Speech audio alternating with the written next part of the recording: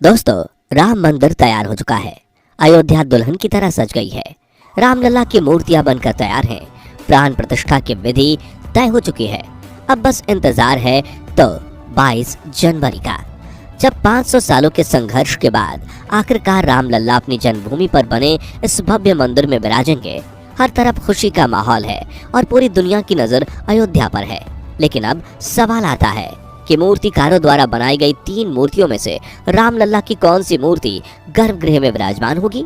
कब बनेगी अयोध्या में प्रभु श्री राम की दुनिया की सबसे ऊंची प्रतिमा?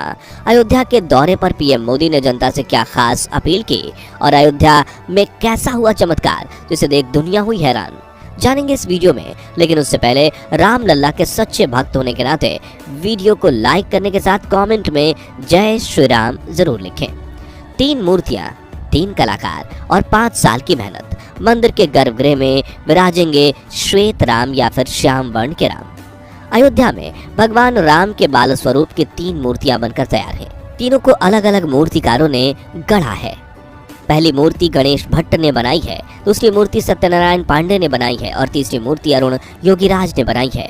फिलहाल तीनों मूर्तियों को अयोध्या के कार सेवकपुरम में रखा गया है और इन तीनों मूर्तियों को जांच परख कर श्री राम जन्मभूमि ट्रस्ट के सदस्यों ने अपना मत दे दिया है। ज्यादातर सदस्यों को श्वेत मूर्ति पसंद आई है, मगर फाइनल फैसला ट्रस्ट के अध्यक्ष नृत्य गोपाल दास करेंगे, जिसके बाद चुनी गई मूर्ति की पूजा अर्चना शुरू की जाएगी और 17 जनवरी से रामलला को अयोध्या भ्रमण पर ले जाया जाएगा और 22 जनवरी के दिन रामलला मंदिर के गर्भगृह में विराजेंगे।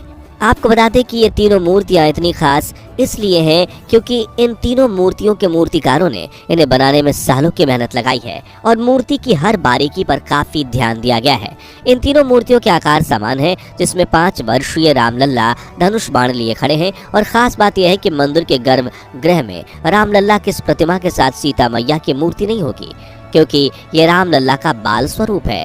मूर्ति की ऊंचाई 51 इंच है और सोने के जिस सिंहासन पर रामलला विराजमान होंगे उनकी ऊंचाई 8 फीट पर होगी। रामलला कमल के पुष्प पर खड़े होंगे और गर्भगृह में इस प्रतिमा को ऐसे ही स्थापित किया जाएगा कि 30 मीटर की दूरी से भी भक्तजन इसका दर्शन कर पाएं। इसके अलावा शायद आप में से काफी कम लोग ही जानते होंगे कि अयोध्या नगरी में प्रभु श्री राम की भव्य प्रतिमा बनाई जा रही है। तकरीबन 181 मीटर ऊंचाई वाली ये प्रतिमा स्टैच्यू ऑफ यूनिटी जितनी ऊंची होगी, लेकिन सिंहासन पर छतरी के साथ इस प्रतिमा की ऊंचाई 251 मीटर होगी। इसी के साथ स्टैच्यू ऑफ लॉर्ड रामा दुनिया का सबसे ऊंचा स्टैच्यू बनेगा। उत्तर प्रदेश सरकार ने यह प्रोजेक्ट स्टैच्यू ऑफ यूनिटी बनाने वाली कंपनी L&T को ही सौंपा है और इस बजट पर तकरीबन 2500 करोड़ रुपए खर्च किए गए हैं। बताया जा रहा है कि स्टैचू की डिजाइन तैयार कर दी गई है और सरकार ने शहर के बाहर बड़ी जमीन खरीदने का बजट भी बना लिया है और राम मंदिर के उद्घाटन के बाद इस प्रतिमा को बनाने का काम जोरों शोरों से शुरू होगा। हालांकि इसे बनकर तैयार होने में अगले 3 साल का समय जरूर लग जाएंगे। लाखों श्रद्धालु बल्कि अयोध्या पहुंची वानर सेना और महान जटायु के वंशज, ये है प्रभु श्री राम के प्रति इन जानवरों की श्रद्धा का चमत्कार। इस वक्त अयोध्या में एक ऐसी खबर आ रही है जो सुनकर आपका दिल तेजी से धड़कने लगेगा और मुंह से निकलेगा सिर्फ एक ही नाम, जय श्री राम। जी हाँ, जैसे कि आप सभी जानते हैं कि जब लंकापति रावण ने माता सीता को अगवा कर लिया था, तब पक्षियों के राजा जटायु ने रावण को रोकने की कोशिश की थी, मगर रावण ने अपनी तलवार से जटायु के पंख काट दिए थे, जिसके बाद घायल जटायु ने यह खबर श्री राम को देकर उनकी गोद में अपने प्राण त्याग दिए थे। इन जटायु यानी गिद्धों को पर्यावरण का मित्र माना जाता है, क्योंकि वो मृतक प्राणियों के अवशेषों को खाकर पर्यावरण को स्वच्छ बनाए रखने में महत्वपूर्ण भूमिका निभाते हैं। हालांकि पिछले कई सालों से दुनिया भर में गिद्धों की संख्या काफी कम हो चुकी है और उन्हें लुप्त प्रजाति के पक्षियों में शामिल किया गया है। लेकिन आपको ये जानकर हैरानी होगी कि रामलला की प्राण प्रतिष्ठा के शुभ अवसर पर अचानक से अयोध्या के मलिकपुर के जंगलों में गिद्धों का कई झुंड आ पहुंचा है और वो पिछले कुछ दिनों से इन्हीं जंगलों में रहने लगे हैं, मानो वो जटायु के रूप में प्रभु श्री राम का स्वागत करने आए हों। इन गिद्धों का दर्शन करके वहाँ के लोग एक अलग ही खुशी की लहर महसूस कर रहे हैं। इसके अलावा बताया जा रहा है कि न सिर्फ गिद्ध बल्कि अयोध्या में पूरी वानर सेना भी पहुंच चुकी है, क्योंकि पिछले कुछ दिनों में अयोध्या में कई बंदर और भालू इत्यादि जैसे प्राणी काफी ज्यादा मात्रा में दिखने लगे हैं। राम मंदिर पहुंचे श्रद्धालुओं की तरफ से हजारों तोहफे, कोई लाया अभिषेक के लिए पवित्र जल तो किसी ने भेंट किया अपने जीवन का सबसे बड़ा आविष्कार। दोस्तों, राम नगरी अयोध्या में प्रभु श्री राम की प्राण प्रतिष्ठा की तैयारियां जोरों शोरों से चल रही हैं। शहर के एक से एक कोने को दुल्हन की तरह सजाया जा रहा है। हर तरफ सिर्फ खुशी का माहौल है और पूरी दुनिया की नज़र अयोध्या पर टिकी हुई है। देश के करोड़ों श्रद्धालुओं की तरफ से रामलला की प्राण प्रतिष्ठा के लिए अनेक बेशकीमती तोहफे पहुंचाए जा रहे हैं। इसी बीच नेपाल से भी श्रद्धालुओं का एक समूह अयोध्या आ पहुंचा है, जिन्होंने श्री राम जन्मभूमि तीर्थ ट्रस्ट के महासचिव चंपत राय को नेपाल की 16 पवित्र नदियों के पानी के कलश भेंट किए हैं। इस पवित्र जल को यज्ञशाला में रख दिया गया है और प्राण प्रतिष्ठा के दिन रामलला के अभिषेक में इस जल का इस्तेमाल किया जाएगा। भाई दोस्तों, वो कहते हैं ना कि सेवा करने के लिए जेब नहीं बल्कि दिल बड़ा होना चाहिए, और यही साबित कर दिखाया है लखनऊ के रहने वाले अनिल कुमार साहू ने, जिन्होंने राम मंदिर को भेंट में दुनिया का सबसे खास तोहफा दिया है।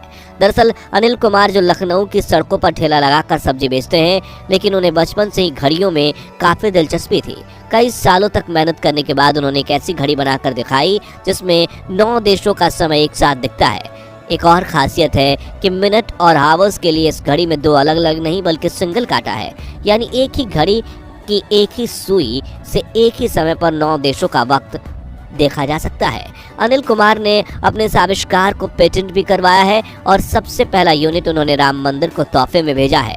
और विश्व हिंदू परिषद के वाइस प्रेसिडेंट चंपत राय ने अनुरोध किया है कि इसे मुख्य मंदिर के मंडप में लगाया जाए। हालांकि उनका कहना है कि चंपत राय जी ने मंदिर के पत्थर में छेद करने के लिए मना किया है, तो वो मोदी जी से इसकी अपील करेंगे। अयोध्या के कण कण में बसे प्रभु श्री राम, हर तरफ गूंजा एक ही नाम, जय श्री राम, जय श्री राम। दोस्तों, सड़कों से लेकर दुकानों तक और नए हवाई अड्डे से लेकर रेलवे स्टेशन तक अयोध्या के कण कण को सजाया जा रहा है। और 30 दिसंबर के दिन जब पीएम मोदी अयोध्या दौरे पर आए, तभी रोड शो आयोजित किया गया, जिसमें नई अयोध्या की भव्यता को देख पूरी दुनिया चौंकट थी।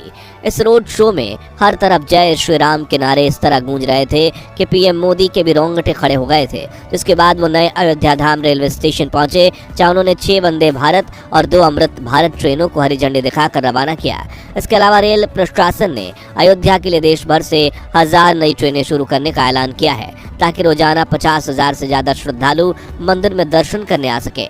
वहीं मोदी जी ने 1450 करोड़ की लागत से बनने वाले महर्षि वाल्मीकि अंतर्राष्ट्रीय हवाई अड्डे अयोध्या धाम का उद्घाटन किया। इस हवाई अड्डे के टर्मिनल भवन का क्षेत्रफल 6500 वर्ग मीटर होगा, जो कि सालाना 10 लाख यात्रियों को हैंडल कर पाएगा और अयोध्या में टूरिज्म बढ़ेगा। इसके अलावा उन्होंने रोड शो के बाद 140 करोड़ देशवासियों से खास अपील की कि 22 जनवरी के दिन जब अयोध्या में प्रभु विराजमान होंगे, तब अपने घरों में श्री राम ज्योति जलाएं और दिवाली मनाएं, यानी उस दिन पूरा देश जगमगा उठेगा। दोस्तों, आप सभी जानते ही होंगे कि सुप्रीम कोर्ट में जब राम मंदिर और बाबरी मस्जिद को लेकर विवाद चल रहा था, तब अपने फैसले में सुप्रीम कोर्ट ने मुस्लिम कम्युनिटी को मस्जिद बनाने के लिए अयोध्या के ही धन्नीपुर में जमीन मुहैया करवाई थी। जिसके बाद 26 जनवरी 2021 के दिन उत्तर प्रदेश सुन्नी सेंट्रल वक्फ बोर्ड ने तिरंगा लहराकर इसके निर्माण की प्रक्रिया प्रारंभ की थी। इस मस्जिद का नाम पैगंबर मोहम्मद के नाम पर मोहम्मद बिन अब्दुल्लाह मस्जिद रखा गया है और अब 5 एकड़ जमीन पर बन रही इस मस्जिद की डिजाइन भी फाइनल हो चुकी है और आने वाले कुछ सालों में इस पवित्र स्थल के निर्माण का कार्य भी समाप्त हो जाएगा। इसके बाद एक बार फिर मस्जिद में 5000 से भी ज़्यादा नमाजी नमाज अदा कर सकेंगे। वहीं इस इलाके में न सिर्फ मस्जिद बल्कि हॉस्पिटल, म्यूजियम, लाइब्रेरी और रोजाना 2000 लोगों को भोजन बनाने के सक्षम कम्युनिटी किचन भी बनाया जा रहा है। बता दें कि मोहम्मद बिन अब्दुल्लाह मस्जिद और राम मंदिर के बीच करीब 25 किलोमीटर का डिस्टेंस है और न सिर्फ मुस्लिम बल्कि हिंदू कम्युनिटी भी इस मस्जिद के निर्माण में सहयोग कर रही है। ठीक वैसे ही जैसे राम मंदिर के निर्माण को देख अयोध्या के मुस्लिम भी खुश हैं। तो दोस्तों, इस तरह अयोध्या नगरी में एक तरफ मस्जिद बन रही है तो दूसरी तरफ राम मंदिर, और इसे ही तो कहते हैं विविधता में एकता। तो चलिए सदियों पुराने विवाद को भूलकर आज कमेंट बॉक्स में ना हिंदू ना ही मुस्लिम बल्कि भारतीय बनकर एक दूसरे को बधाई देते हैं। साथ ही वीडियो अच्छा लगा हो तो इसे लाइक और शेयर जरूर कीजिए और राम नगरी अयोध्या से जुड़े ऐसे ही अपडेट्स के लिए हमारे चैनल को सब्सक्राइब करके पास वाली घंटी जरूर बजा दीजिए। धन्यवाद।